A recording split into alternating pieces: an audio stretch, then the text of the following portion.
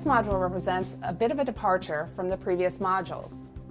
In modules 1 through 8, we have discussed school and class-wide strategies for instructional and behavioral management. In modules 9 and 10, we shift our attention to students for whom the basic strategies we've discussed are often insufficient. Further, the focus moves to some special considerations necessary when student behaviors become highly emotional or escalate. This module gets us started with an overview of some important considerations for dealing with escalation. We'll break this discussion up into 2 segments. The first segment will focus on a common pattern or cycle of escalation among those students who have a tendency to escalate quickly. In the second section, we'll talk about some common prevention techniques to use with students prone to escalation.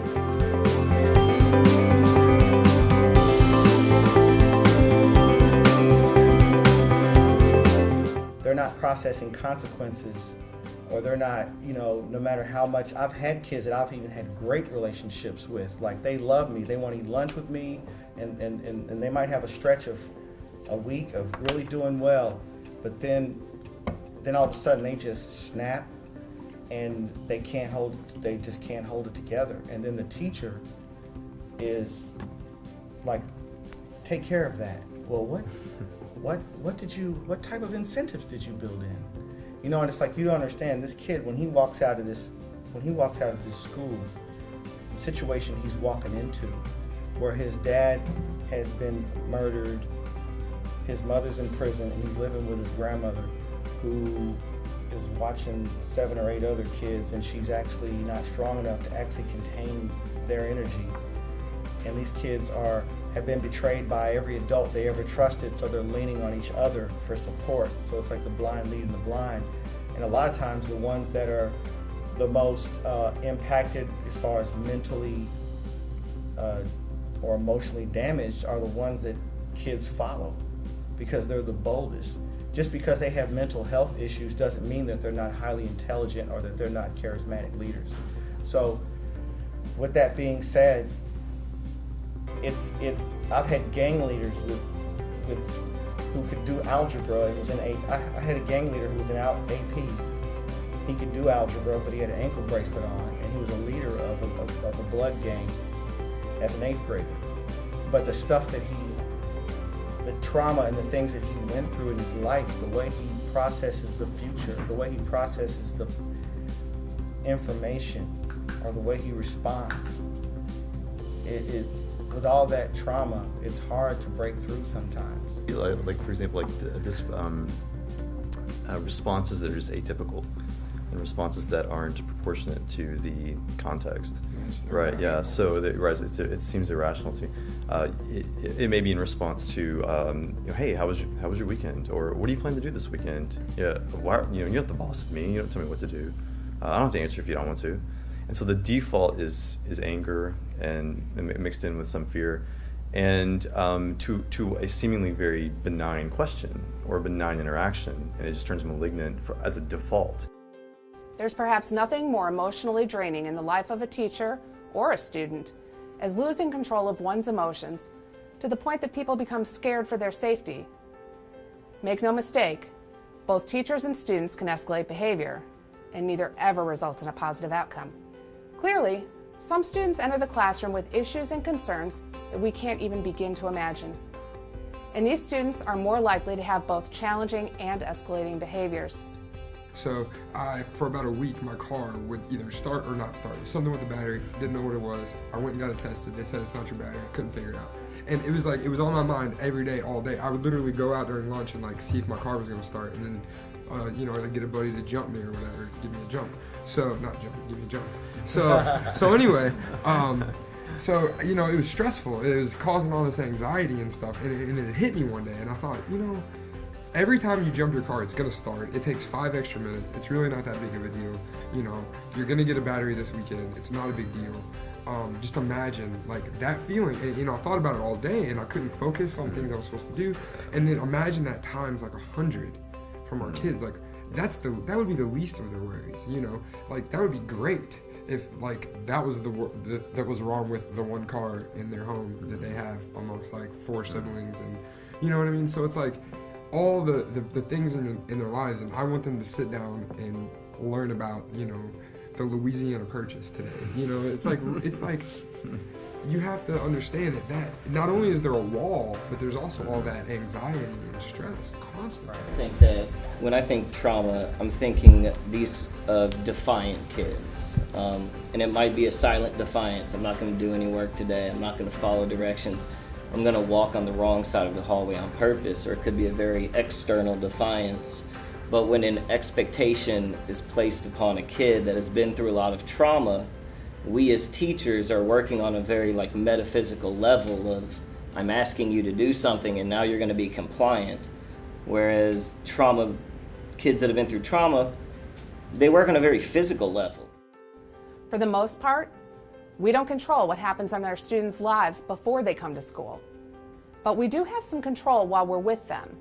And like we discussed in Module 3, positive relationships go a long way to building trust so that escalating behaviors can be more easily talked down. Because you're talking about kids who are stuck in school and not going to do what you say. Please kick me out. Please suspend me. And you got to deal with all that battle. And there's other kids who passively sit in class until they feel attacked, and then they become the problem. So there's almost like two different types of kids. Ones that aren't going to, no matter how nice you are, or PBIS them, it's not going to really work on camera. And the other side, where if you kind of work some of your angles, you can slowly pull that child in, right? And that's all about building relationships, though, in your classroom. But for many of the kids, Like for for a some lot of the kids, it's but not. then you have those few who, no matter what you say, I don't care what you say, I'm going to do what I want to do regardless. Right, right. Well, and sometimes I feel like they might joke on each other, your mama this, and not realizing that something had happened to that student's mom, and then that sets them off. So I feel like the students sometimes are just saying things to say things, not realizing the effect it's actually going to have on somebody. Escalating behaviors are unpleasant for everyone involved. Fortunately, a predictable cycle of escalating behaviors has been identified. And to the extent that we can identify what starts the cycle and what stage students are in, we can take steps to effectively prevent escalation. Of course, this requires that we're aware of what's going on in the environment and in control of our own behaviors and emotions. Let's take a look at each of the stages and consider the implications. Before there's escalating behavior, there's calm. This is the typical student who is dealing with their day without any issues. During the calm phase, we are most able to positively interact with students, to teach them about positive ways to deal with inevitable challenges. This might occur as part of a group instruction or individually. At this phase, students are also most able to accept correction or criticism and to set goals for themselves. The calm phase is our prime time for instruction. It's harder to deal with escalating behaviors once they've begun, and if we haven't taught the appropriate behavior, we can't provide a simple reminder. Once escalation begins, teaching becomes difficult or impossible. No matter how good we are at avoiding those circumstances that set students off, they are inevitable, and this is why we teach ahead of time. Sometimes it's the feeling that another student has disrespected them, or maybe it's frustration with work or a pending consequence. Sometimes triggers are highly predictable, and other times they seem to happen without warning. Once a trigger has occurred, the student will be distracted and will require some reminders and redirection from the teacher to refocus them on positive thoughts. The better relationship a student has with a teacher, the easier it is to redirect them without it appearing to be a challenge. Challenging the student will only increase escalation. If we are unable to effectively redirect the student into an activity or engagement that makes them forget the trigger, behavior typically escalates into what we call agitation. At this phase, students become clearly distracted to the point that they cannot focus on anything but the trigger. They may clench their fists or jaw, show fidgety movements, and bark back at any verbal interactions. At this point, students are very likely to escalate quickly and dangerously if challenged, or if the teacher's behavior escalates. It is very important for teachers to recognize the signs of agitation, as this is the last chance we have to distract the student and turn their attention back to something more positive. Providing a totally different direction or rearranging the environment to remove triggers are often required at this phase. Lily, can I have you get back to work, please? No, I'll do it later.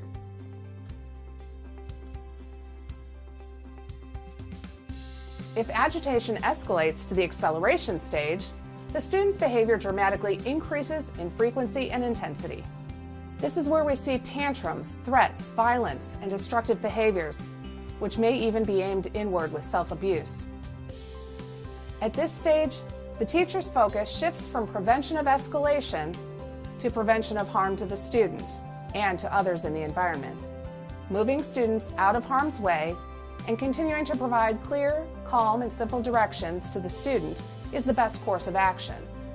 Now is the time to implement your school's crisis plan and call for appropriate personnel. If you have questions on Kentucky or JCPS regulations and policies regarding restraint and seclusion, contact the Department of Safe Crisis Management. Once acceleration begins, there is going to be a peak, but how intense that is varies across individual students. The teacher's focus remains on safety for all. Again, physical restraint is strongly discouraged unless you are trained and certified in restraint and seclusion. Move others away and call for assistance. None of this should involve any further confrontation with the student. Remember that adult escalation tends to further escalate student behavior. After the peak, students generally realize they've gone too far and will quickly stop the escalation. At this point, they may project blame at others or even apologize and attempt to escape the setting.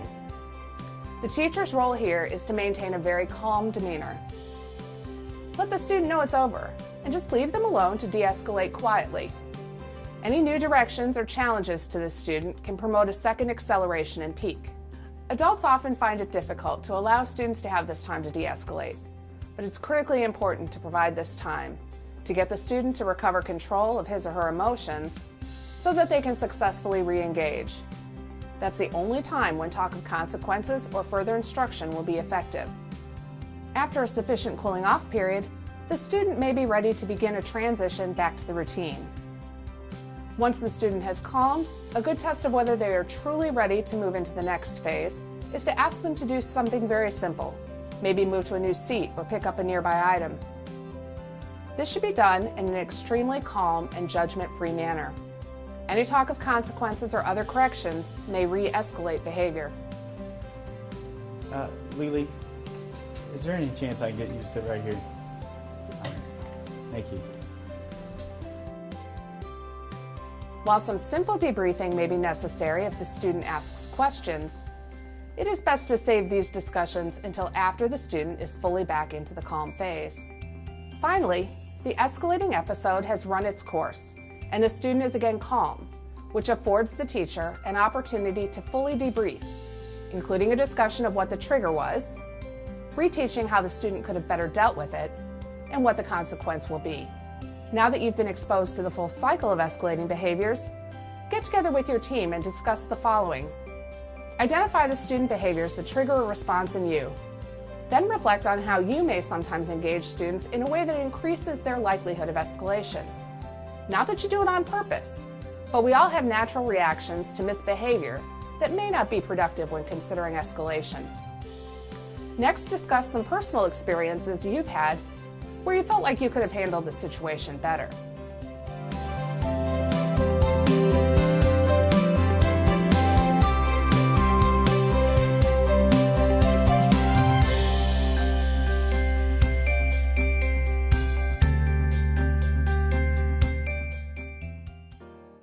You've already heard about several of the general strategies for prevention at each stage. In this section, we'll go into more detail about some of these strategies, and you'll get a chance to problem solve with some video scenarios. There's also non-compliance where they just don't speak to you at all. And so there's also, you might not get the outward aggression. You might ask them to do something and they just generally just ignore you or don't speak to you. And then, it can lead to, if you try to get their attention or ask them more questions, then it becomes, leave me alone, or get off me, or I'm not gonna listen to you, or, don't touch me. It's little stuff like that where it could be, if I ask them, hey, it's the end of the day, I need you to, get yourself ready to go home, and they just don't respond. Watch how this teacher handles a student who is in the trigger phase and discuss what you see that could be done better to prevent escalation.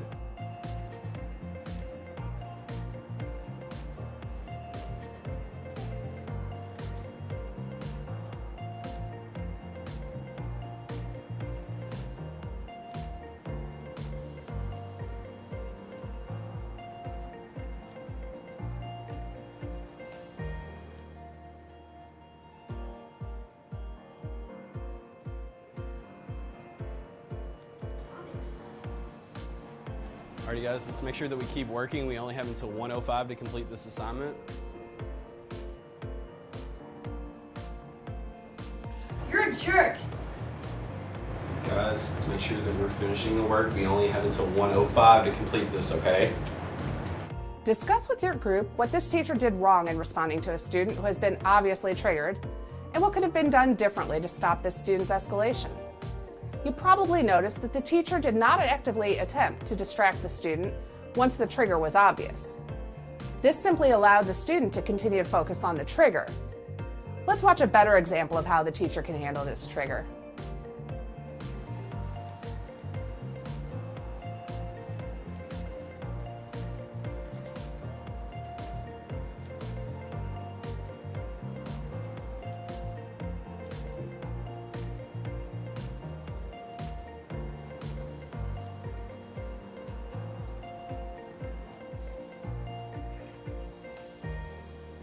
Let's see what you got there so far.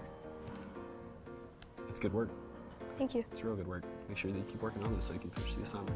Okay? You have plenty of time. Yeah.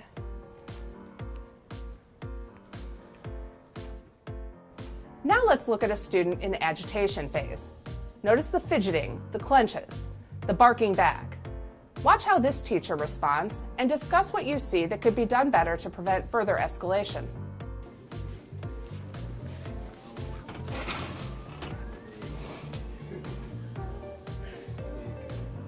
You made it. No, are you?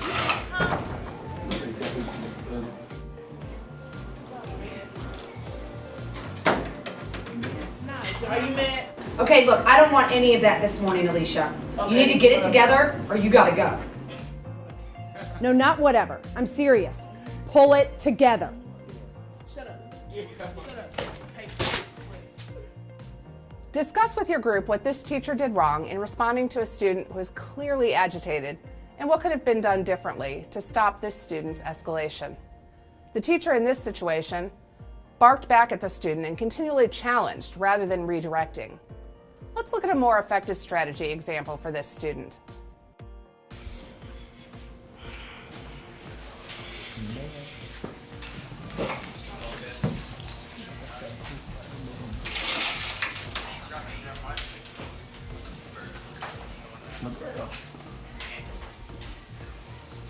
Look like.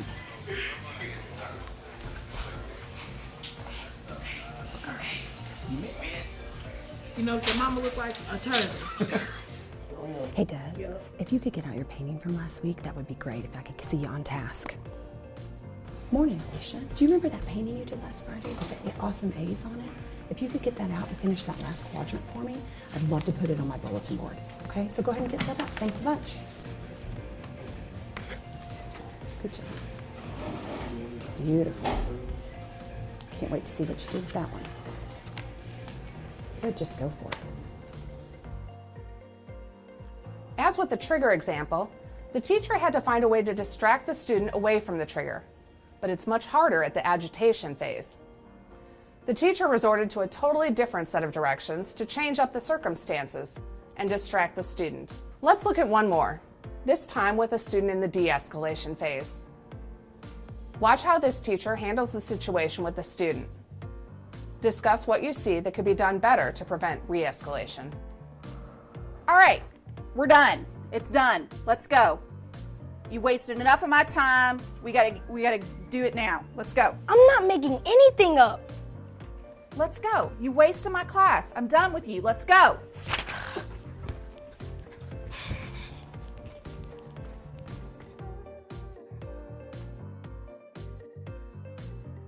Discuss with your group what this teacher did wrong in responding to a student in the de-escalation phase and what could have been done differently to stop this student's escalation. At the de-escalation phase, prevention of future escalation is dependent upon the student's ability to completely calm. When the teacher continues to challenge the student and voice displeasure, it serves as a trigger for another escalation. Let's look at a better strategy. Hey, how you doing? You know, you're doing a really good job. I appreciate it. Thanks. Can you do me a favor, though? Can you see if that's my book under there? I'm missing one of my books. It is. Oh, thank you so much. Good job. In this version, the teacher allowed the student to completely calm and then provided some very basic directions to assess whether the student was into the recovery phase and able to begin rejoining instruction. Even at this point, the teacher continued to provide small directions and began to set the occasion for a deeper discussion of consequences once the student is totally back to calm. Sometimes the hardest part of an escalation is repairing the relationship. As adults, we have to be able to forgive students and encourage them to have a fresh start. I can't hold on to a grudge. I've even tried. Then I walk in, that's it, I'm done. The next day I walk in, what's up, man? I cannot find it in my heart to keep, to keep staying angry at this kid, because the kid is like, I've had bad days too, and I've said things sarcastically before when the kid didn't deserve it. There's been times that I've said, then I had to go back. And the one thing I love is that my students, it goes down to the culture and climate. So like even a kid can have a bad moment with you, but if you can like make that situation right, it goes back to the restorative practice. If you expect your wife or your husband to forgive you for a bad moment, then you should be able to forgive a student. Now that you've had a chance to consider some more specific examples of prevention techniques early in the cycle of escalation, take some time to reflect on students that you've dealt with during your time working with children and youth. Think about the escalating behaviors you've observed. What indicator behaviors were there? Describe them among your team, then discuss how they differ across examples from various team members. Here's a task for you to consider between now and when you meet for the next module. Think about a student who has frequent problem behaviors or escalations. Note how you or other adults respond to triggers and agitation. Be prepared to discuss these with the team at the beginning of the next module.